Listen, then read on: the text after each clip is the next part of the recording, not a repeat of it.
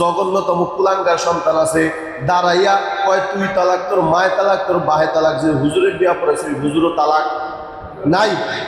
আমি সরজমিনে দেখছি কামরান ভিতরের ভিতরে এই কয় বছর হয়েছে আপনাদের এলাকায়, প্রায় 2 বছর।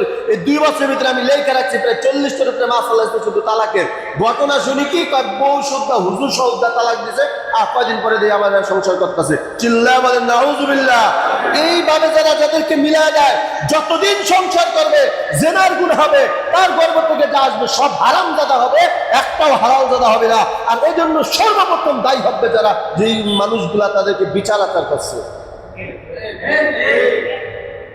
এজন্য আল্লাহ রাসূল বলেন সাবধান হয়ে যাও, কিয়ামতের আলামতের ভিতরে একটা হলো জারদ সন্তানের প্রোডাকশন বেশি হবে।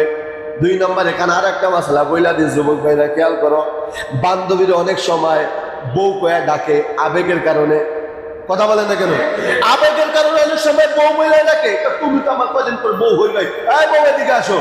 স্পষ্ট মাসলা, ফিকহি মাসলার ভিতরে বলা হয়েছে, যখন কোন উপযুক্ত মেয়েকে তোমার বান্ধবী হয়, ওই বান্ধবীর যদি বলো এই বউ এদিকে আসো, আর ওই সময় যদি 2 জন পুরুষ উপস্থিত থাকে, অথবা 2 জন নারী 1 জন পুরুষ যদি উপস্থিত থাকে, আর তোমার ওই ডাকে যদি তোমার বান্ধবী সারা দেয়, ঠিক আছে আমি আসতেছি। আলহামদুলিল্লাহ, আলহামদুলিল্লাহি ওয়াহদা ওয়াসসালাতু ওয়াসসালামু আলা মান লা নাবিয়্যা বা'দা। أما بعد فأعوذ بالله من الشيطان الرجيم. بسم الله الرحمن الرحيم. واتقوا يوما ترجعون فيه إلى الله ثم توفى كل نفس ما كسبت وهم لا يظلمون. آمنت بالله صدق الله مولانا العظيم. وقال صاحب القرآن رسول الله صلى الله عليه وآله وسلم: إنما الأعمال بالخواتيم، أو كما قال النبي عليه الصلاة والسلام.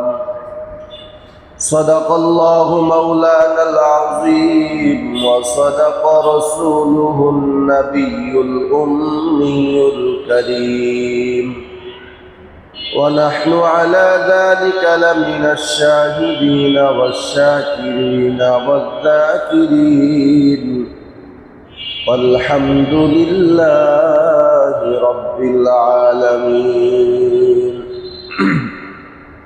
সকলে মুহাব্বত সুদরত ইব্রাহিম পাঠ করি।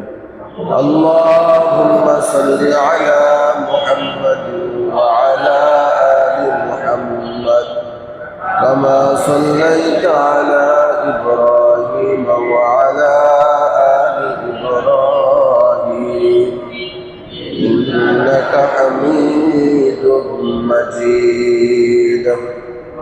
আল্লাহুম্মা বারিক আলা محمد وعلى آل محمد كما باركت على إبراهيم وعلى آل إبراهيم إنك حميد مجيد.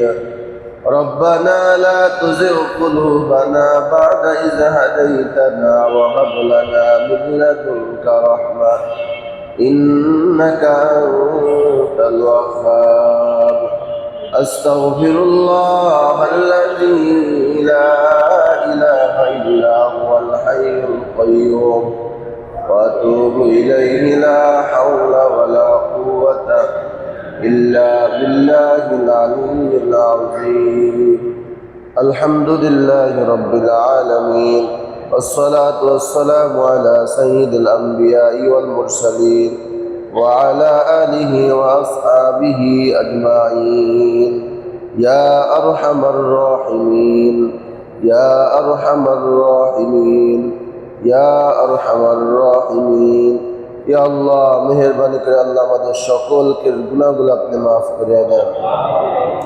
আল্লাহ, আমরা জীবনে যত গুনাহ করছি সমস্ত গুনাহগুলো নেকের দ্বারা পরিবর্তন করিয়া দেন। ইয়া রাব্বাল আলামিন, আল্লাহ আমাদের জুমার নামাজ পড়তে আসে আপনি কবুল করিয়া নেন। আল্লাহ, যে কথাগুলো আমার জন্য প্রয়োজন, আমার মুসল্লিদের জন্য প্রয়োজন, সেই সই কথাগুলো আমার জবান দিয়ে বের করিয়া দেন। ইয়া রাব্বাল আলামিন, নবীর রাসূল আমাদের প্রত্যেকের মুনাজাতকে কবুল করিয়া নেন। সুবহানাল্লাহি ওয়া বিহামদিহি, সুবহানাল্লাহিল আযীম। اللهم ارزقني شهادة في سبيلك واجعل موتي ببلد رسولك.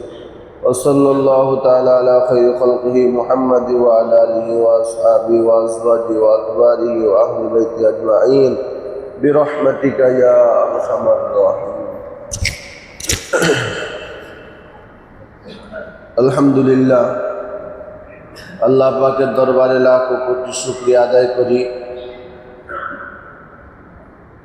যে মহান আল্লাহ তাআলা আপনাকে আমাকে সুস্থ রেখে ভালো রেখে আল্লাহ পাক রব্বুল আলামিনের পবিত্র হুকুম জুমার নামাজ পড়ার উদ্দেশ্যে মসজিদে আসার বসার কিছু কথা বলা শোনার তৌফিক দান করলেন। এজন্য দিল থেকে শুকরিয়া তার সকলেই বলি আলহামদুলিল্লাহ। লক্ষ কোটি দুরুদ ও সালাম বিশ্ব মানবতার কান্ডারি মুক্তির দূত রহমাতুল লিল আলামিন খাতামুন নবিয়্যিন হযরত মুহাম্মদুর রাসূলুল্লাহ সাল্লাল্লাহু আলাইহি ওয়া আলিহি ওয়াসাল্লাম। মুহতারাম হাজিরিন, আজকে আমার আলোচনার বিষয়বস্তু হলো আল্লাহ রসুলের ইন্তেকাল বা তার শেষ কথা। গত জুমায় আলোচনা করেছিলাম যে রসুলের জীবনের শেষ ভাষণ কি ছিল। তো গত জুমায় যে আলোচনা করেছিলাম এরপরে যে হাদিসটা বর্ণনা করছেন তার গত সপ্তাহে পাইনি। তো সেই হাদিসটার ব্যাখ্যা বিশ্লেষণ কিছু আলোচনা করব। খুব মনোযোগ সহকারে শোনার চেষ্টা করবেন। আজকের বয়ান থেকে অনেক শেখার আছে, যেহেতু রসুলের জীবনের শেষ কথা। এরপর রসুল আর দুনিয়াতে বেশি দিন টিকেন নাই, জিব্রাইলও আর আসে নাই। আর এই জন্য শেষ ভালো যার সব ভালো, কথা বলেন না কেন, শেষ ভালো যার সব ভালো। এজন্য ভাই মেহেরবানি করে মনোযোগ সহকারে বুঝবেন, শুনবেন, আমল করার চেষ্টা করবেন। কারণ আল্লাহ তাআলা অনেককে হেদায়েত দেয়, কিন্তু হেদায়েত ধরে রাখতে পারে না। বহু দেখেছি 1 মাস 2 মাস ভালোভাবে নামাজ পড়ে, রোজা করে, সব ঠিক আছে, কি হইল কিছুদিন পর ফট করে আবার মসজিদের সামনে দিয়ে হাইটা যাওয়া সত্ত্বেও মসজিদে যেতে নাই।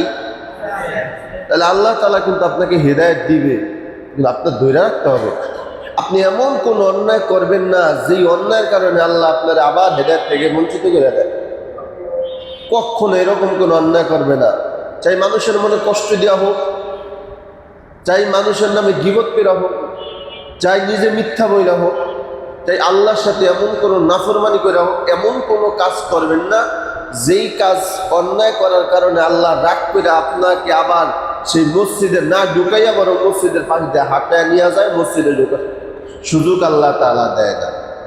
খবরদার, এই যে নামাজ পড়তে আইছেন না, আল্লাহ সুযোগ না দিলে পারতেন? কথা বলেন। তাহলে এইটা বলবৎ রাখবেন, অব্যাহত রাখবেন, যাতে জোহরের নামাজও আসতে পারেন। তার মানে এমন কোনো অন্যায় কিছু করবেন না যাতে আল্লাহ তাআলা আবার আগামী সময় আপনার মসজিদে ঢোকার সুযোগ না দেয়। এই জন্য আমি প্রায় কথাটা বলি এবং আমি নিজেই কথার উপরে আমল করি যে আল্লাহ তাআলা টাকা পয়সা দেয়, টাকা পয়সা দেওয়ার অর্থ হলো পরীক্ষা করা। দেখিনি বল তুই টাকা দিয়ে কি করো, টাকা তোরে আমি দিলাম, দেখিনি তুই কি করো। কিছু বান্দারে না খাওয়ায় রাখে, গরিব বানায় রাখে আমার আল্লাহ। উদ্দেশ্য কি? দেখি তুই কি করো। টাকার অভাবে কি হারামের ভিতরে হাত দাও, নাকি কষ্ট করে আমি আল্লাহর উপরে বিশ্বাস স্থাপন রাখো? এগুলো আল্লাহ তাআলার পরীক্ষা। আল্লাহ তাআলা আপনাকে সম্মান দেয়, সম্মানটা ধরে রাখতে হবে। আপনি যদি সম্মান এমন কোন অন্যায় করবেন না যার কারণে আল্লাহ বেজারে আপনাকে সম্মান থেকে বিচ্যুতি করে, এরকম কোন অন্যায় করবেন না। তো ঠিক করতে আল্লাহ তাআলা আপনাকে হেদায়েত দেয়। আমি দেখছি 5 ওয়াক্ত নামাজ, রমজানের রোজা সব ঠিক আছে, হঠাৎ করে ওই আল্লাহর বান্দা মসজিদে নাই, মসজিদের সামনে দিয়ে হাইটা যায়, অথচ মসজিদে নামাজ পড়ে না, আমার মুসল্লি। তার মানে আল্লাহ তাআলা তাকে হেদায়েত দিয়েছে, তো কোনো সন্দেহ, কথা বলে না কেন, কোনো সন্দেহ, কিন্তু হেদায়েতটা ধরে রাখতে পারে না। আর এই অবস্থায় যদি মারা যায়, আল্লাহ না করুক, তার জন্য চিরস্থায়ী জাহান্নামে, তো কোনো সন্দেহ নেই। এই জন্য আজকে রসুলের শেষ কথা মানে এরপর আর আজরাইল জিব্রাইল আর আসে নাই, তার মানে শেষ ভালো যা সব ভালো। আজকে থেকে একটু প্রতিজ্ঞা করবেন, কয়েকটা ব্যাপার আলোচনা করবেন। আল্লাহ রসুল সাল্লাল্লাহু আলাইহি ওয়া আলিহি ওয়াসাল্লাম মৃত্যুর আগে গত জুমায় যে ভাষণ দিয়েছিলাম তারপরে যে হাদিসটা বর্ণনা করেছেন, ১৬ লক্ষ সাহাবা একরামকে একখানে করে জামায়াত করলেন আরাফার ময়দানে। এরপর আল্লাহ রসুল বললেন, ও সাহাবীরা, তোমরা আমার কাছে কে কি পাও না বলো। রসুল কি বললেন? তোমরা আমার কাছে কে কি পাও না। তো সাহাবা একরাম বললেন, রসুল এত গুরুত্ব সহকারে কেন বলতেছেন? আপনার কাছে কি পাই বা আপনি আমাদের কাছে কি পান? তখন আল্লাহ রসুল বললেন, শোনো, আল্লাহ পাক রব্বুল আলামিনের হুকুম আহকাম পালন না করলেও আল্লাহ দয়া মায়া করে তোমার জান্নাত দিবে, তো কোনো সন্দেহ নাই। কিন্তু বান্দার হক যদি কেউ নষ্ট করে, বান্দা মাফ না করা পর্যন্ত আল্লাহরও মাফ করার সুযোগ নাই। কথা বুঝলেন? রসুল নিজে বলতেছেন, রসুল বলেন আল্লাহর হক সবচেয়ে গুরুত্বপূর্ণ, বান্দার হক সবচেয়ে জটিল এবং কঠিন। এই জন্য আল্লাহ রসুল বলেন শেষ জামানায় মানুষ দুইটা দলে ভাগ হবে। কয়টা দল? দেখেন তো এই দুই দলের ভিতরে আপনি আছেন কিনা। একটা হলো ডানপন্থী আর একটা হলো বামপন্থী। যদি আপনার কথাবার্তা চাল চলনে চারিত্রিক দিকটা যদি মনে হয় আমি বামপন্থী, তাহলে কপালে লিখে রাখেন আপনি বিনা হিসাবে জাহান্নাম, কিন্তু কোনো সন্দেহ নেই। আর যদি ডানপন্থী যে লোকের আলোচনাগুলো করবো আজকে, এই আলোচনার ভিতরে যদি আপনার একটু যদি আপনার মনে হয় যে না আমি এই দলে আছি, তাহলে আপনি লিখে রাখেন নিশ্চিত আপনি জান্নাত, কোনো সন্দেহ নেই। সে দুইটা দল কি? আল্লাহ পাক রব্বুল আলামিন বলেন সূরা ইনফিতারের ভিতরে আল্লাহ তাআলা বলেন ইন্নাল আবরারা লাফি নাঈম, এর এক দল। ইন্নাল আবরারা লাফি নাঈম, আর একটা দল হলো ওয়া ইন্নাল ফুজ্জারা লাফি জাহিম। ডানপন্থীওয়ালাদেরকে আল্লাহ তাআলা বলছেন ইন্নাল আবরারা লাফি নাঈম। নাঈম মানে জান্নাতের নাম। সুবহানাল্লাহ বলেন। জান্নাত কয়টা কি বলতে পারেন? কয়টা? মাশাআল্লাহ, জান্নাত হলো 8টা। জান্নাত কয়টা? এক নম্বরে জান্নাতুল ফিরদাউস, জান্নাতুল নাঈম। এই নাঈমের কথা বলা হয়েছে। ইন্নাল আবরারা লাফি নাঈম, নাঈম মানে হলো জান্নাত। নাঈম নামক জান্নাতে যাবে ওই ব্যক্তিরা। তার মানে বোঝা গেল এখানে আল্লাহ ডানপন্থীদের আলোচনা করছেন যারা জান্নাতে যাবেন। যারা কোথায় যাবেন? নাঈম নামক জান্নাতে যারা যাবেন তাদের আলোচনা আল্লাহ তাআলা এখানে করছেন। আর জাহান্নামের আলোচনা আল্লাহ বলেন ইন্নাল ফুজ্জারা লাফি জাহিম। জাহান্নাম কয়টা? মাশাআল্লাহ। এই জাহান্নাম 7টার ভিতরে একটা জাহান্নামের নাম আছে জাহিম। জাহান্নাম 2 নম্বরের নাম হলো জাহিম, 3 নম্বরে হলো সাকার, এরপরে হইল সাকার, সাইর, লাজা। 7টা জাহান্নাম, জাহিম, হাবিয়া, হুতমা, সাকার, সাইর, লাজা। এই মোট কয়টা জাহান্নাম? 7টা জাহান্নাম। এই জাহান্নামের ভিতরে একটা নাম আছে হলো জাহিম। আল্লাহ তাআলা এই আয়াত দ্বারা বুঝান ওয়া ইন্নাল ফুজ্জারা লাফি জাহিম, অর্থাৎ এই পন্থী যারা হবে তারা জাহিম নামক জাহান্নামে যাবে। নাউজুবিল্লাহ। তাহলে আবরারা লাফি নাঈম শব্দের অর্থ হলো যারা নাঈম নামক জান্নাতে যাবে তাদের গুণাগুণ এখানে বলা হবে। আল ওয়া ইন্নাল ফুজ্জারা লাফি জাহিম, জাহিম নামক জাহান্নামে যারা যাবে তাদের গুণাগুণ এখানে বর্ণনা করা হবে। এজন্য খুব মনোযোগ দিবেন। আল্লাহ পাক রব্বুল আলামিন বলেন ইন্নাল আবরারা, প্রথমেই বলেন আগে জান্নাতে যাওয়া যাবে না, আগে তোমার আবরার হতে হবে। জোরে বলেন সুবহানাল্লাহ। আগে কি হতে হবে? আবরার হতে হবে। যে আবরার হতে পারবে নিশ্চিত কোনো সন্দেহ নাই ওই ব্যক্তিকে আমার আল্লাহ জান্নাত দান করবে। আবরার যদি হতে না পারেন খোদার কসম জান্নাতে যাওয়া যাবে না। খুব মনোযোগ দেন। আবরার কোন ব্যক্তি জানার দরকার আছে না নাই? যদি জানতে পারি তাইলে তো আবরার হতে পারবো, ঠিক নেই? তাহলে আবরার কোন ব্যক্তি? কিতাবের ভিতরে আল্লামা ইমাম কুরতুবী রাহমাতুল্লাহি আলাইহি তাফসীরে কুরতুবীর ভিতরে লেখে 3 গুণওয়ালা মানুষকে আল্লাহ তাআলা নিজে আবরার বলছেন। জয় করুন সুবহানাল্লাহ। কয় গুণ? এই 3টা গুণ যেই বান্দার ভিতরে আছে ওই বান্দা আবরার, নিশ্চিত জান্নাতি। এই তিনটা গুণ যদি পুরুষের ভিতরে থাকে নিশ্চিত ওই বান্দা জান্নাতি। এই গুণটা যদি কোনো ওই আপনার এই তিনটা গুণ যদি কোনো ড্রাইভারের ভিতরে থাকে সেও জান্নাতি, সাধারণ পাবলিকের ভিতরে যদি থাকে সেও জান্নাতি। মোট কথা যে মানুষের ভিতরে তিনটা গুণ থাকবে সে হবে আবরার, আর তার ঠিকানা হবে জান্নাতুল নাঈম।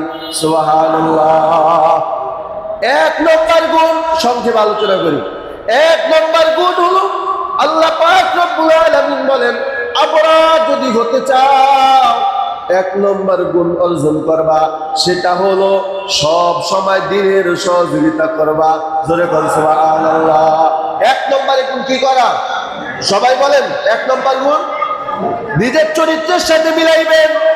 আমার কথার দ্বারা ইসলামের ক্ষতি হয় কিনা, আমার কথার দ্বারা কোনো দিনের ক্ষতি হয় কিনা। আল্লাহর কসম, যদি আপনার দিল থেকে অ্যানসার আসে, আমার কথার দ্বারা, আমার নেতাগিরির দ্বারা, আমার গর্বের কারণে, আমার প্রভাব পত্তির কারণে ইসলামের ক্ষতি হয়, দিনের ক্ষতি হয়, আল্লাহর কসম আপনি যত তাহাজ্জুদ পড়নেওয়ালা হন না কেন, চিল্লা লাগানোওয়ালা হন না কেন, পীরের দরবারে 100 বছরের দৌড়ান না কেন, আল্লাহর কসম আবরার না হতে পারলে কোনো দিন জান্নাতে যাওয়া সম্ভব না। ঠিক না ভাই? ঠিক। তাহলে এক নম্বর গুণ হলো আমার দ্বারা যাতে কোনো ইসলামের ক্ষতি না হয়।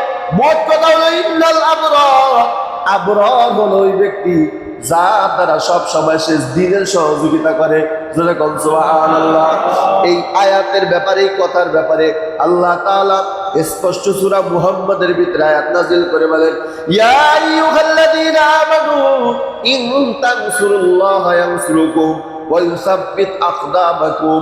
আল্লাহ তাআলা বলেন যে দিনের কাজে সহযোগিতা করবে, অর্থ হলো, মূল তর্জমা হলো ইয়া আইয়ুহাল্লাযীনা আমানু, হে ঈমানদারগণ, ইন তানসুরুল্লাহ, আমি আল্লাহকে তোমরা সাহায্য করো, ওয়া ইয়ানসুরকুম ওয়া ইউসাব্বিত আকদামাকুম, আমি আল্লাহ তোমাদেরকে সাহায্য করব। সুবহানাল্লাহ। আয়াতের মূল অর্থ হলো তোমরা আমাকে সাহায্য করো, আমিও তোমাদেরকে কি করব। তাহলে বলেন আল্লাহ তাআলার কিসের অভাব? কি বিশ্বাস হয় সবাই যে আল্লাহ তাআলা কোনো কিছুর অভাব নাই? তাহলে কথা বললেন না যে আপনারা আল্লাহ তাআলা কিসের অভাব? ধন সম্পদের অভাব আছে? কিছুর অভাব? আল্লাহ তাআলার কোনো কিছুর অভাব নাই। তাহলে আল্লাহ তাআলা কেন সাহায্য করতে বললেন যে আমারে সাহায্য করো? কি আল্লাহ তাআলা স্পষ্ট বলছেন না কোরআনে, ইন তানসুরুল্লাহ, এই বান্দা আমারে সাহায্য কর। ও আল্লাহ, তোমার তো টাকা পয়সার অভাব নাই, ধন দৌলতের অভাব নাই, মান সম্মানের অভাব নাই, কোনো কিছুর অভাব নাই, তাহলে তুমি আমাদের কাছে কি সাহায্য চাও?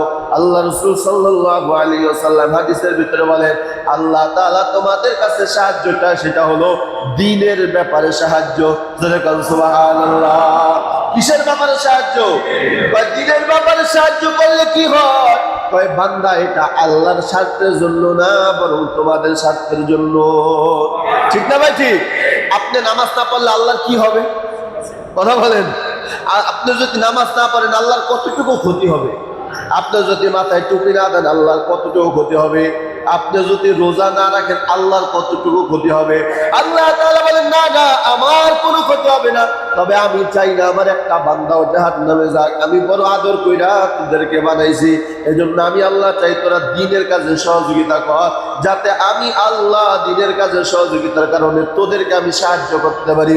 বলে তোদেরকে সাহায্য করবো কেমনে? এক নম্বরে আমি আল্লাহ তোদের প্রতি শান্তি এবং রহমত দান করব। 2 নম্বরে জান্নাতুল নাঈম আমি আল্লাহ দান করব। তাহলে আল্লাহর সাহায্য করতে রাজি আছি ইনশাআল্লাহ? টাকা পয়সা দিয়া না দ্বীনের সহযোগিতা? কথা বলেন না কেন? এই জন্য আল্লাহ পাক রব্বুল আলামিন বলেন, খবরদার যদি আবরার হতে চাও, আবরার হওয়ার জন্য 1 নম্বর গুণ লাগবে সব সময় দ্বীনের কাজে সাহায্য করা, সহযোগিতা করা।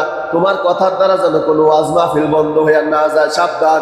বর্তমান ভিতরে আল্লাহ রাসূল সাল্লাল্লাহু আলাইহি ওয়াসাল্লাম বলেন, মানুষ কথায় কথায় মুরতাদ হয়ে যাবে, মানুষ নিজেও জানে না। মানুষ এমন কথা বলে, ক্ষমতার কারণে, গৌরবের কারণে, প্রভাবপত্তির কারণে এমন কিছু কথা বলে সে ইমান থেকে যে খারেজ হয়ে যায়। আমি এজন্যই বললাম 5 ওয়াক্ত নামাজ আগে পড়ছে, হঠাৎ করে মসজিদের সামনে দিয়ে হাইটা যায়, নামাজ আল্লাহর বান্দা পড়তে পারে না। কয় কেন? এমন একটা কথা মুদ্রা বইলা ফেলাইছে যে তার সরাসরি ইসলাম বিরোধী হয়ে গেছে। ঠিক না ভাই? ঠিক না? এমন একটা কথা বলছে ইসলাম বিরোধী হয়েছে, এরপর আপনার দিন বিরোধী হয়েছে, কোরআন হাদিস বিরোধী হয়ে গেছে। আল্লাহ তাআলা তোমার উপরে খুশি থাকবো? কথা বলেন না কেন? এজন্য সাবধান হয়ে যান। ক্ষমতা আপনার চিরদিন থাকবে না, রাজত্ব প্রভাবপতি আপনার সারা জীবন থাকবে না। জান্নাত আল্লাহ সারা জীবন থাকবে, জাহান্নাম আল্লাহ সারা জীবন থাকবে। আল্লাহ তাআলা বলেন, বান্দা যদি মৃত্যুবরণ করো আর কখনো মরণ হবে? তার মানে এই জিন্দেগি একদিন শেষ হবে, মরণের পরে যে জিন্দেগি শুরু হবে, খোদার কসম ওই জিন্দেগি কোনোদিন শেষ হবে না। কথা ঠিক নেই? এজন্য এই জিন্দেগির প্রভাবপত্তি দেখানোর কোনো তোমার কামালিয়াত না, কোনো বরত্বের কোনো কিছু না, বরং আল্লাহ পাক রব্বুল আলামিন বলেন, ফামান যুহজিহা আনিন নার ওয়া উদখিলাল জান্নাতা ফাকাদ ফাজ। এ বান্দা, 3 তলা বিল্ডিং এর মালিক হইলে তুমি সফল কাম হয়ে যাও নাই, 20 তলার বিল্ডিং এর মালিক হইলে তুমি সফল কাম হয়ে যাও নাই, বারবার নির্বাচনে এমপি হইতে পারছো এটা তোমার সফল না, বারবার চেয়ারম্যান হয়েছে এটা তোমার সফল না, বারবার দেশের প্রধানমন্ত্রী হয়েছে এটা তোমার সফল না। তোমার জন্য সফল হলো ওই ব্যক্তি যে দুনিয়া থেকে ঈমান নিয়ে যায়, মরণের পরে ডান হাতে আমলনামা পায়। সুবহানাল্লাহ। এইটা যদি পাও সে ব্যক্তি হবে সফল। দুনিয়াতে যতই বড় ক্ষমতাশীল হোক না কেন এটাকে সফলতা বলে, কারণ এটা শেষ। এটা কি? চোখ বন্ধ করলে এটা কি আছে? আর কিছু? যে স্ত্রী আপনার পাশে সারা জীবন ঘুমাইলো, বিপদ আপদে সব সময় আপনার পাশে থাকলো, ওই স্ত্রী পর্যন্ত 2 দিন পরে আপনার ঘরে ছেড়ে আর এক ঘরে যায়। কথা বলেন না কেন? তাই দুনিয়ার চাইতে স্বার্থপর আর কিচ্ছু নাই। অতএব এই দুনিয়াতে ক্ষমতা দেখায় কোনো লাভ না। আমি হাতেও ধরি, পায়েও পরি, সাবধান। একটু মনটারে বুঝাও, মনটারে একটু বুঝাও। আজকে আমি কাদের উপরে এত রাগ দেখাই, কাদের উপরে আমি এত আমার প্রভাবপত্তির বিস্তার ঘটাই, আল্লাহ তাআলা তো আমার যখন চোখটা বন্ধ করে দেবে আমার আর কিছুই থাকবে না। ঠিক না ভাই? ঠিক জোরে কর। এজন্য এমন কোনো কথা বলা যাবে না যেটা সরাসরি ইসলাম বিরোধী হয়, এমন কোনো কথা বলা যাবে না যেটা সরাসরি ইসলামের বিরুদ্ধে হয়, দ্বীনের বিরোধিতা হয়, কোরআন হাদিসের বিরুদ্ধে যায়। ঠিক না ভাই? ঠিক জোরে কর। তাহলে দেখবেন যে বান্দা মোটামুটি 5 ওয়াক্ত নামাজ ঠিক মতো আদায় করে, হঠাৎ করে দেখবেন নামাজে আসে না, মাথায় টুপিও রাখে না, মাশাআল্লাহ রমজান মাসে দাড়ি রাখছে, রমজান যাওয়ার পর আর দাড়িও রাখে না। এর একমাত্র কারণ হলো ওই আল্লাহর বান্দার জবান দিয়ে এমন একটা কথা বের হয়ে গেছে, যেই কথা ইসলামের বিরুদ্ধে চলে গেছে, যেই কথাটা কোরআন হাদিসের বিরুদ্ধে চলে গেছে, আমার আল্লাহ রাগ কইরা হেদায়েতের পথ থেকে সরাইয়া দিছে। বুঝতে পারছেন কথা? ঠিক নি? তাহলে ইন্নাল আবরার হওয়ার জন্য একমাত্র প্রথমত 3টা গুণ লাগবে। 1 নম্বরের গুণ হলো দ্বীনের কাজে সাহায্য করা। যেরকম সুবহানাল্লাহ। কারণ আপনি এমন ক্ষমতাধর হয়েছেন, এখানে কোনো ওয়াজ মাহফিল চলবে না, নাই নাই, এমন লোক নাই।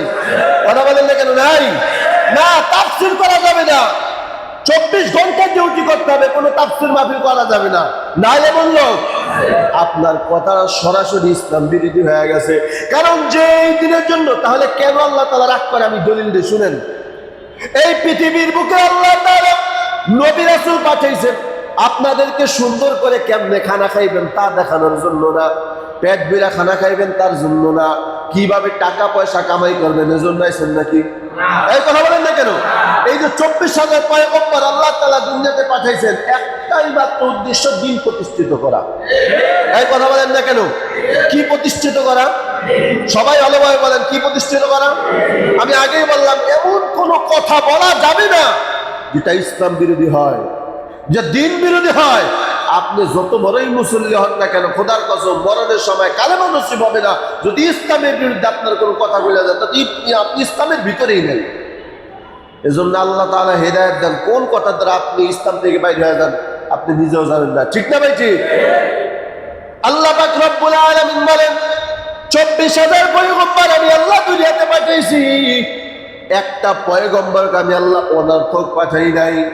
আগেকার নবীদেরকে আমি আল্লাহ এক এক এলাকার জন্য, এক এক জামানার জন্য, এক এক গোত্রের জন্য আমি আলাদা আলাদা নবী বানাইছি।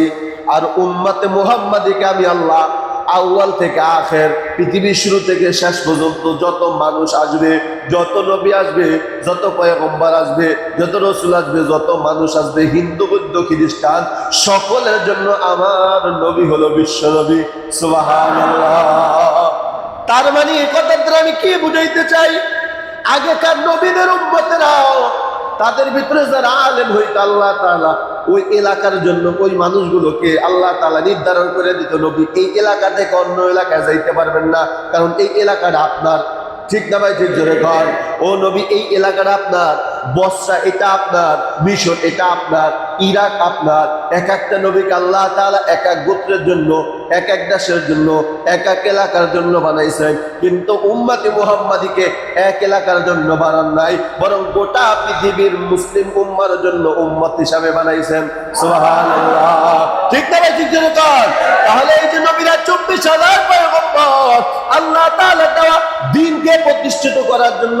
বাজান আমি আপনাদেরকে ঘটনা শুনাইলাম, তাবুতের ঘটনা শুনাইলাম, বদরের যুদ্ধ আপনাদেরকে শুনাইলাম, উহুদের যুদ্ধ শুনাইলাম।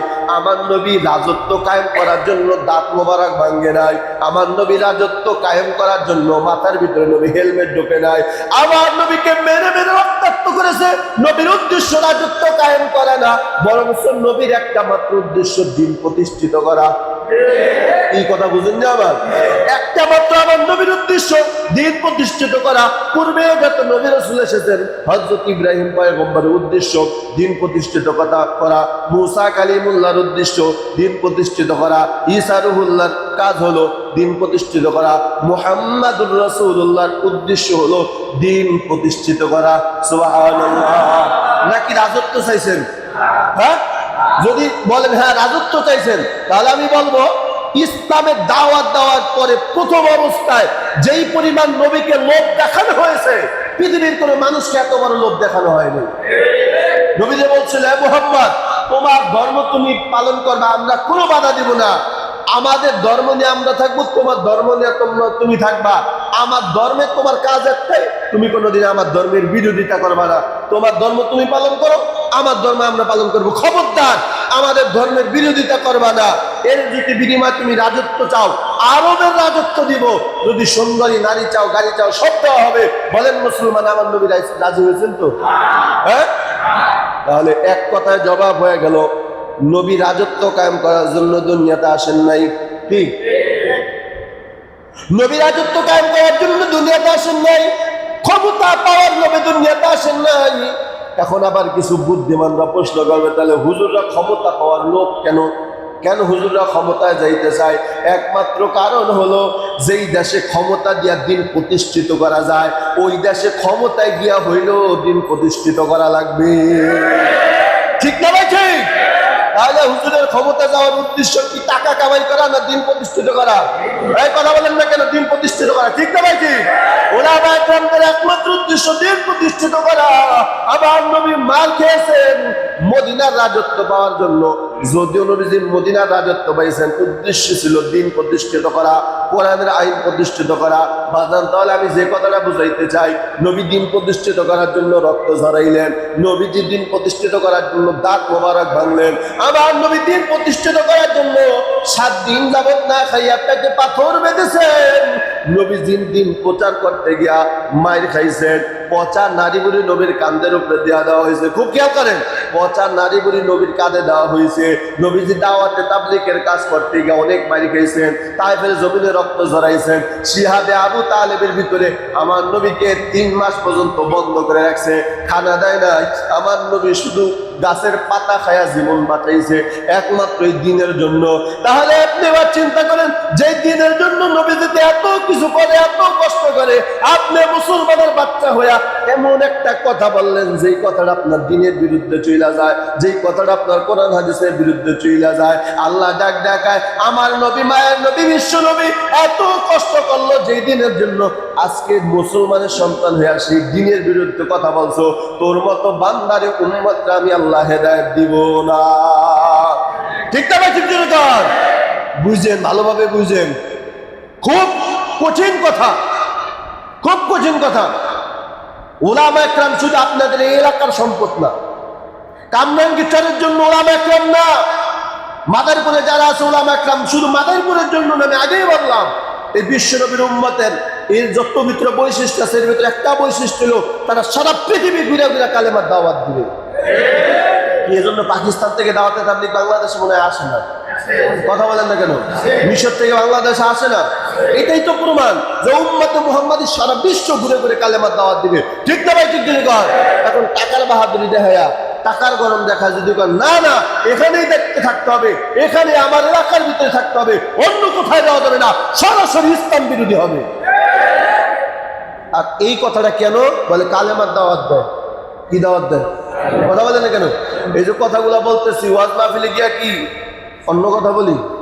কথা বলেন না কেন? তাহলে এগুলা কিন্তু সব কালেমার দাওয়াত। কোরআন হাদিস থেকে যা বলবো সব কিসের দাওয়াত? কথা বলেন না কেন? উদ্দেশ্য দিন প্রতিষ্ঠিত করা, উদ্দেশ্য। তবে যেই বক্তারা ওয়াজ মাহফিলে গিয়া উদ্দেশ্য দিন প্রতিষ্ঠিত হয় না, এদেরও কিছু ব্যাখ্যা আছে। যেমন কিছু বক্তা যায় পকেট ভারী করতে। কথা বলেন না কেন? আমি বক্তা হয়ে বক্তাদের বিরুদ্ধে সরাসরি কথা বলি। গতকালকে মাদারীপুরে আমি এই কথা বলছি, সরাসরি বলছি যে এই আলেম দায়ী হতে পারবে, ওই আলেম দায়ী হতে পারবে যে পকেট ভারী করার জন্য যাবে না, উম্মতের দরদ নিয়ে কথা বলবে। কথা বলেন না কেন? উম্মতের দরদ নিয়ে যেই বক্তা কথা বলবে সে উম্মতের দরদি, যে উম্মতের দরদ নিয়ে কথা বলবে সে উম্মতের দরদি। কিন্তু পকেট ভারী করার জন্য যদি কোনো বক্তা উম্মতের সামনে বয়ান করে, এটা উম্মত দরদি না, বরং উম্মত বিরোধী। আপনি আল্লাহর দিকে তাকান। আপনি কত বড় সুবিশা বয়া গেলেন যে আপনার 50,000 টাকা দিলে আপনি আসবেন না? কে বলছে আপনার বক্তাগিরি করতে? আল্লাহ হেদায়েত দান করুক, সকলে বলে আমিন। এজন্য এটা ভাববেন না জামাল এলাকার দায়িত্বে আপনি এখানেই থাকতে হবে। এই যে গুলশানের ভিতরে যত ওলামা একরাম আছে এখানেই থাকতে হবে, মাদারীপুরের ভিতরে যত ওলামা একরাম আছে এখানেই থাকতে হবে। এটা যদি করার মাধ্যমে যদি কোনো ওয়াজ মাহফিল বন্ধ হয়, কোনো মানুষ যদি কষ্ট পায়, আপনি আবরার হতে পারবেন না, জান্নাতুন নাঈম আপনার জন্য নসিব হবে না, বরং সরাসরি ইসলামের বিরুদ্ধে কথা যাওয়ার কারণে আপনি জাহিম নামক জাহান্নামে যাবেন। দলিল সূরা ইনফিতর। ঠিক না ভাই? ঠিক করে কর। এইটার উপরে আর কোনো দলিলই নেই। এজন্য আল্লাহ পাক রব্বুল আলামিন বলেন, তোমার একটা টাকা যেন দিনের কাজে লাগে, খবরদার দিনের বিরুদ্ধে যেন তোমার একটা টাকাও লাগে না। এবার বলেন তো, যারা টাকা দিয়ে গান বাদ্যের আয়োজন করে, হ্যাঁ দিনের কাজে লাগে তো টাকা? কি বলে অন্তর, কি বলে মন, কি বলে কাজে লাগে তো? আপনার টাকা দিয়ে আপনি আপনার ছেলের বিয়ে গায়ে হলুদের অনুষ্ঠান করছেন, দিনের পক্ষে গেছে টাকাটা। কথা বলেন না কেন? আপনি যৌতুক নামের মামলা দিয়া সন্তানদের বিয়া পড়াইতেছেন, বলেন তো এটা দিনের কাজে লাগছে? না না বাজান, খবরদার। তাহলে আপনি যদি সরাসরি যাই না বুঝা শুই না সরাসরি ইসলাম বিরোধী কাজ করেন, একটা হলো কথা বলা আর সরাসরি হলো আর একটা হলো বাস্তবায়ন করে দেখা। গায়ে হলুদ দেওয়া ইসলাম বিরোধী, এটা হলো খ্রিস্টান ইহুদি ধর্মের, এগুলা কোনো মুসলমানের ধর্মে না। তাহলে আপনি সরাসরি ইসলাম বিরোধী প্রকাশ্যে কাজ করতেছেন, তাহলে আপনার সাথে আর বেঈমানের সাথে কি পার্থক্য আছে বলেন? এজন্য আল্লাহ পাক রব্বুল আলামিন বলেন, সে জামানার মানুষ এত পরিমাণে মুরতাদ হবে। অন্য হাদিসের ভিতরে আবার নবী স্পষ্ট বলেন, এত পরিমাণে মানুষ কাফের হয়ে যাবে। সকালবেলা ফজরের নামাজ পড়বে মুমিন, আবার যোহরের সময় নামাজ পড়তে আসবে সব বেঈমান। ঠিক না ভাই? ঠিক করে কর। কিয়ামতের আলামতের ভিতরে দুইটা আলামতের কথা সবচেয়ে বেশি বলা হয়েছে। এক নম্বরে বলা হয়েছে মানুষ সকালে ইমানদার থাকবে, সন্ধ্যাবেলা বেঈমান। দুই নম্বরে সবথেকে বেশি যেটা, সেটা হলো জারদ সন্তানের প্রভাব বেশি বাড়বে। এই কথাটা বললেন না? ঠিক বললেন না? যে হুজুর জানি না তো, তাহলে এবার শুনেন কেমনে জারদ সন্তানের ডেলিভারি বেশি হবে। যারা এলাকার ভিতরে মোটামুটি সালিশি করেন, বিচার আচার করেন, আপনারা তালাকের মাসালা কয়টা জানেন? এই কথা বলেন, কয়টা জানে তালাকের মাসালা? অথচ সে গিয়া আহারে ছেলে মেয়ের না খায় কেমনে থাকবে, যাক মিলেই দেই। কথা বলেন না কেন ভাই? আল্লাহ সাথে আপনার দয়া মায়া বেশি? কথা বলেন না কেন? আল্লাহ সাথে আপনার দয়া মায়া বেশি? আপনি তালাকের ফয়সালা আপনি কিভাবে দিলেন? তালাকের সরাসরি তালাক এত বড় ঘৃণিত কাজ। আল্লাহ তাআলা স্পষ্ট তালাকের ব্যাপারে একটা সূরা নাযিল করেছেন, স্পষ্ট সূরা। আল্লাহ পাক রব্বুল আলামিন বলেন, তালাক সবচেয়ে ঘৃণিত কাজ। এই তালাকটা যদি মাসলাটা সংক্ষেপে বলি, কেউ যদি মনে মনে খালি কয় যে আমার স্ত্রীর তালাক দেওয়া দরকার, এক তালাক হয়ে যাবে। কথা বলেন না কেন? নাউজুবিল্লাহ বলেন। কয় তালাক হয়ে যাবে? ওই স্ত্রীর শোনানো দরকার নাই, কোনো সময় শোনানো দরকার নাই। আর শুনাইবেন কেন? শুনাইলে আপনি যেই মন নিয়ে বলতেন এখনো তো সেই মন নিয়েই বলছেন। কথা বলে না, কথা বলে না। স্ত্রী কি কেউ ভালোবেসে তালাক দেয়? হ্যাঁ, আই লাভ ইউ জান, এক তালাক, এ কথা কেউ কয়? তাহলে আপনি স্ত্রীর সামনে যে মনোভাব নিয়ে আপনি তালাকের কথাটা বলবেন, সেই ওই মনোভাব নিয়ে আপনি মনের ভিতরে যদি কল্পনা করেন একটু তালাক দেওয়া দরকার, ও বেশি বেড়ে গেছে, এক তালাক হয়ে যাবে। কি হয়ে যাবে? এক তালাক হয়ে যাবে। এরপরে যদি আবার যদি দুইজনের মধ্যে মিলন হয় তাহলে আবার এটা আপনার কেসাস আদায় হয়ে যাবে, তালাক আর থাকবে না। কিন্তু মুহতারাম হাজিরিন, এমনও জঘন্যতম কুলাঙ্গার সন্তান আছে, দাঁড়াইয়া কয় তুই তালাক, তোর মায় তালাক, তোর বাহে তালাক। যে হুজুরের বিয়া পড়েছে হুজুরও তালাক নাই। আমি সরজমিনে দেখছি কামনার ভিতরে ভিতরে এই কয় বছর আপনাদের এলাকায় প্রায় 2 বছর, এই 2 বছরের ভিতরে আমি লেখা রাখছি প্রায় 40টার উপরে মাসালা শুধু তালাকের ঘটনা শুনি। কি কয় বউ সুদ্ধা হুজুর সৌদা তালাক দিছে, আর কয়দিন পরে দিয়ে আমার সংসার করতেছে। চিল্লা বলেন নাউজুবিল্লাহ। এইভাবে যারা যাদেরকে মিলা দেয়, যতদিন সংসার করবে জেনার গুণ হবে, তার গর্ভ থেকে যা আসবে সব হারামজাদা হবে, একটাও হালালজাদা হবে না। আর এই জন্য সর্বপ্রথম দায়ী হবে যারা, যেই মানুষগুলা তাদেরকে বিচার আচার করছে। এজন্য আল্লাহ রাসূল বলেন সাবধান হয়ে যাও, কিয়ামতের আলামতের ভিতরে একটা হলো জারদ সন্তানের প্রোডাকশন বেশি হবে। 2 নম্বর এখানে আর একটা মাসলা বইলা দিয়ে যুবক ভাইরা খেয়াল করো, বান্ধবীর অনেক সময় বউ কয়া ডাকে আবেগের কারণে। কথা বলেন না কেন? আবেগের কারণে অনেক সময় বউ বইলা ডাকে, তুমি তো আমার কদিন পর বউ হই নাই, এই বউ এদিকে আসো। স্পষ্ট মাসলা, ফিকহি মাসলার ভিতরে বলা হয়েছে, যখন কোনো উপযুক্ত মেয়েকে তোমার বান্ধবী হয়, ওই বান্ধবীর যদি বলো এই বউ এদিকে আসো, আর ওই সময় যদি 2 জন পুরুষ উপস্থিত থাকে, অথবা 2 জন নারী 1 জন পুরুষ যদি উপস্থিত থাকে, আর তোমার ওই ডাকে যদি তোমার বান্ধবী সারা দেয়, ঠিক আছে আমি আসতেছি, সাথে সাথে বিবাহ সম্পন্ন হয়ে যাবে। আর যতক্ষণ পর্যন্ত আর দেখা যায় ততক্ষণ পর্যন্ত বিবাহটা সম্পন্ন হয়ে যাবে। এরপরে যদি অন্য কোনো মেয়ের সাথে এই মেয়েকে সাকা দিয়ে আর একটা মেয়েকে বিবাহ করো, তাহলে তুমি কবিরা গুনাহ করছো, জেনার গুনাহ তোমার আমল নামায় উঠে যাবে। ঠিক কিনা? কি আকাম কোন জায়গাটা গড়াইছে এবার মনে মনে ভাবো, কয়জন বিয়া করছে আর কয়জন ছাড়ছো। সাধারণ খালি বউ বেলা ডাক দিছে, উপস্থিত তোমার 2 জন বন্ধু পুরুষ, আর যদি সে ডাকে সারা দেয় কি হয়ে যাবে? কথা বলেন না কেন? বিবাহ হয়ে যাবে। এরপরে যদি পরবর্তী তুমি আর এক জায়গায় বিবাহ বসতে চাও, 3 মাস ইদ্যত পালন করতে হবে, আবার 3 মাস তারে ভরণ পোষণ দিতে হবে, তারপরে তুমি অন্য জায়গায় বিয়া করতে পারবা, তার আগে না। ঠিক না ভাই? কিছু আমার কথা, আমার ঘটনা মনে আছে। আমাদের মাদ্রাসায় একদিন হুজুরে মানে হাস্য, মানে আপনি বিনোদনের জন্য বিবাহ কিভাবে পড়াইতে হয় এই ঘটনা বয়ান করার জন্য আমাদেরকে একটু বুঝাইতেছিলেন। তো হুজুরে বলছিলেন এই খবরদার কেউ সহি নিয়ত করো না। এক বাটপার বলা ছিল সহি নিয়ত করে বলেছে।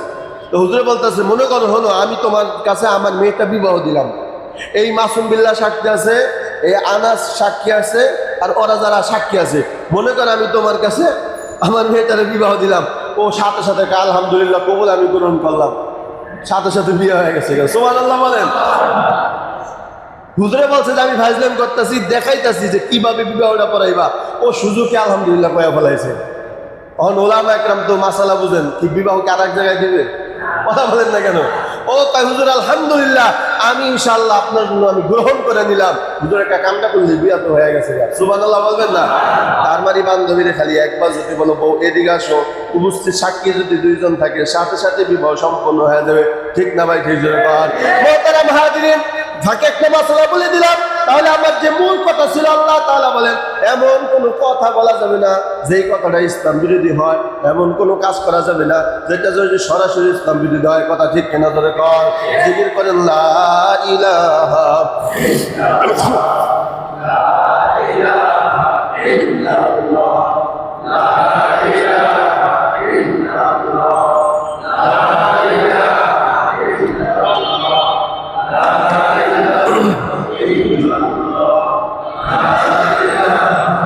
ইল্লাল্লাহ, লা ইলাহা ইল্লাল্লাহ। ইল্লাল্লাহু মুহাম্মাদুর রাসূলুল্লাহ সাল্লাল্লাহু আলাইহি ওয়াসাল্লাম। তাহলে বলেন তো উলামা একরামকে শুধু এক এলাকার জন্য না সারা পৃথিবীর জন্য? কথা বলেন না কেন? এখন আপনি যদি কন না এখান থেকে যাওয়া যাবে না, কোনো দিকে লড়া যাবে না, এখানে যা আছে এখানে থাকতে হবে, সে যদি উম্মতের দরদ নিয়ে কথা বলে, পকেট ভারী না করে, তাকে বাধা দেওয়া ইসলামের বিরোধী হবে। কথা বলেন। আর যেই বক্তারা টাকা পকেট ভরতে যায়, ওদের ওয়াজে তো হেদায়েত হয় না, বরং মানুষ গুমরাহ হয়। কথা বলেন না কেন? এজন্য আমি বক্তা হইয়া বক্তাদের বিরুদ্ধে কথা বলি। আবার অনেকে সময় এই মাসালা দেয়, এটা সরাসরি কোরআন বিরোধী। আমি গেছি মনে করেন এখান থেকে মাহফিল করতে মাদারি বল, আমার টাকা হাজিয়া দিয়ে একটা হুজুর আপনার গাড়ি ভাড়া দিছি, বুঝনা দেখে এখানে মনে করেন আছে 10,000, গাড়ি ভাড়ার কথা বলে যেহেতু দিছে, এটা গাড়িওয়ালাকেই দিতে হবে, আমার পকেটে কোনো টাকা ঢুকবে না। সহি মাসালা, সহি মাসালা। আর এই বাস্তবায়ন করছেন, এই কথার বাস্তবায়ন করছেন আল্লামা হাফিজ হুজুর রহমাতুল্লাহ আলাইহি। আমি শুনেছি যে সময় 500 টাকার অনেক দাম, লক্ষ টাকার উপরে দাম, সেই সময় হাফিজ হুজুর রহমাতুল্লাহ আলাইহি এক বাসায় দাওয়াত পেতে গেছিলেন। তো বাড়িওয়ালা বলছিল, হুজুরের 500 টাকা আপনাকে আমরা হাজিয়া দিলাম না, মানে এমতেই আপনি গাড়ি ভাড়া দিলাম। হুজুরের সেই 500 টাকায় গাড়িওয়ালা দিয়ে দিচ্ছে। আরে এইভাবে যে উম্মতের দরদ দেওয়ার কথা বলে, সে তো উম্মতের দরদই। আর এই গুণ যার ভিতরে না থাকবে, পকেট ভারী করা, মানসম্মত হওয়া, হ্যাঁ উচ্চ মর্যাদায় যাওয়া, এই সমস্ত ভাব নিয়ে যারা কথা বলবে তারা উম্মত বিরোধী। ঠিক না ভাই? ঠিক জোরে কন। এজন্য কোন সময় আপনার কথার দ্বারা যেন ওয়াজ মাহফিলে ডিস্টার্ব না হয়, মনে থাকবে তো ইনশাআল্লাহ। কোরআনের মাদ্রাসায়, কোরআনের মাহফিলে, দ্বীনের মজলিসে যেন আপনার কোন একটা কথার দ্বারা যেন ইসলাম বিরোধী না হয়, তাহলে লিখে রাখেন, আপনি যত বড়ই নামাজওয়ালা হন না কেন, আপনি ইসলাম বিরোধী করার কারণে মসজিদের সামনে দিয়ে হাইতে যাবেন, মসজিদ আল্লাহ ঢোকার সুযোগ দিবে না। সাবধান হয়ে যান। আমি এজন্যই বললাম, যে ইসলাম প্রতিষ্ঠিত করার জন্য ওলামা একরাম, আল্লাহ রাসূল পয়গম্বর দাম-দাম শহীদ করলেন, রক্ত ঝরাইলেন, এগুলো তো সত্য, এগুলো কি মিথ্যা নাকি? তাহলে সেই দিন প্রচারের জন্য যদি কোনো আলেম ওলামা যায় আর সেই মাহফিলে যদি বাধা দেওয়া হয়, তোর থেকে বড় মুরতাদ তার কেউ হতে পারে না। বহু মাহফিলে গেছি গত বছর এই স্বৈরাচারের জামানায়, হ্যাঁ মাহফিল করা যাবে না, মমতাজের গান চলবে, মাহফিল করা যাবে না। সংসদে দাঁড়াই তো বলছে মমতাজ যে গান চলবে, ওয়াজ মাহফিল বন্ধ হবে। নাউজুবিল্লাহ বলেন। আল্লাহ দিন দেখায় দিছে। ঠিক না ভাই? ঠিক করে কর। মুহতারাম হাজিরিন, তাহলে আর বেশি ব্যাখ্যা দেওয়ার সময় নেই। তাহলে এই কথাটা বুঝতে পারলেন তো, আমার কোনো কথা কোনো কাজ যেন ইসলাম বিরোধী না হয়, মনে থাকবে। এটা দলের মায়ায় পড়া হোক, কারো প্রেমে পড়া হোক, আপনার এখন একটা কথা বলি, আপনি যে দল করেন বা যে নেতা মানেন, আমি রাজনীতির কথা বলতেছি, আপনার ইমান পরিশুদ্ধ করার জন্য কথাটা বলছি। আপনি যাকে ভালোবাসেন, যে দলকে আপনি মহব্বত করেন, এরাও যদি কোনো ইসলাম বিরোধী কোনো কাজ করে, আপনি যদি সামান্য সমর্থন রাখেন, আপনি কিন্তু মুরতাদ হয়ে যাবেন। সাবধান। এখন আপনি যার জন্য পাগল হয়ে মুরতাদ হইলেন, কবরে পিটানি শুরু হইলে পাশে দাঁড়াই নিত। এই কথা বলেন না কেন? এই জ্ঞান জুতো আপনার আছে না? এই জ্ঞান জুতো নাই, আছে না এই জ্ঞানটা? আপনি যাকে ভালোবাসেন, মনে করেন একটা মেয়েকেই ভালোবাসেন, এখন এই মেয়ে বলছে খবরদার দাড়ি রাখতে পারবি না। আপনি স্ত্রীকে এত মহব্বত করেন, প্রাণের চেয়ে বেশি, না তোমার দাড়ি রাখতে চাচার মতন দেখা যায়, দাড়িটা রাখার দরকার নেই, দাড়িটা ফালায় দাও। এখন আপনি যদি ঠিক আছে তাহলে মেয়ের বিয়া শাদী দিয়া লই, তারপরে আমি দাড়িটা রাখি, সরাসরি ইসলাম বিরোধী। কথা কয় না, সরাসরি কি ইসলাম বিরোধী? বলেন নাই, কইরা দেখাইছেন দাড়ি কাইটা, আল্লাহ তাআলা আপনাদের জান্নাত দিব। কথা বলেন না কেন? এরপরে যখন মরবেন, আপনি খেয়াল করেন, যখন মরবেন, এই দাড়ির জন্য যদি আপনার বাইরে শুরু করে ফেরেশতারা, স্ত্রী আইসা ধরবে তো? কথা বলেন না কেন? তাহলে আপনি কেন এই কাজ করেন ভাই? নামাজ আপনি কেন ছাড়েন? কার কথা নামাজ ছাড়তেছেন? কার কথা ইসলাম বিরোধী কথা বলতেছেন? কার কথা কোরআন বিরোধী কথা বলতেছেন? কোন আশায়, কিসের আশায়? যাদেরকে আপনি ভালোবাসা, যাদেরকে মোহব্বত করা, যাদেরকে প্রমোট করার জন্য আপনি বলতেছেন, কবরে তো তার আপনার সাথে যাবে।